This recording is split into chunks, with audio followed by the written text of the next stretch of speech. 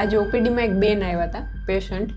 એ કહેતા હતા કે એના બાળકને એ રોજ મધ અને ઘી અડધી ચમચી એટલે કે સમાન માત્રામાં મધ અને ઘીને મિક્સ કરી અને પછી રોજ ખવડાવે છે. તો એના વિશે મેં એને સમજાવ્યું કે આયુર્વેદમાં ચરક સંહિતામાં મધ અને ઘી બંનેને એકદમ સમાન માત્રામાં એટલે કે ઇક્વલ પ્રપોર્શનમાં લેવાની મનાઈ કરેલી છે.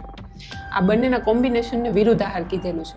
વિરુદ્ધ આહાર એટલે સાવ સાદી ભાષામાં આપણે સમજીએ તો બે ખોરાક કે જેને આપણે ભેગા ન ખાવા જોઈએ. જો એ તમે ભેગા ખાઓ તો એનાથી ક્યાંક ને ક્યાંક તમારા શરીર ઉપર લોડ આવે છે અને એના લીધે આગળ જતા તમને અમુક રોગો થઈ શકે. તો એટલે મધ અને ઘીને સમાન માત્રામાં ન લેવું જોઈએ. આ સિવાય સાયન્સ પ્રમાણે પણ તમે જુઓ તો મધ શું છે? મધ છે એ નેચરલ સુગરનો સોર્સ છે અને ઘી છે એ સેચ્યુરેટેડ ફેટ છે. તો મધ અને ઘીને જો તમે ઇક્વલ પ્રપોર્શનમાં લેશો તો એનાથી તમારી કેલરી લેવાનું જે પ્રમાણ છે બહુ જ વધી જાય છે અને મેટાબોલિક સ્ટ્રેસ એટલે કે તમારા પાચન તંત્ર ઉપર વધારે કેલરીને પચાવવાનો લોડ આવે છે. તો જો તમારી પાચન શક્તિ નબળી હોય તો એના લીધે તમને આગળ જતા પ્રોબ્લેમ થઈ શકે છે. તો એટલે મધ અને ઘીને બને ત્યાં સુધી અલગ અલગ લેવા જોઈએ, સમાન માત્રામાં એક સાથે ક્યારેય ન લેવા જોઈએ.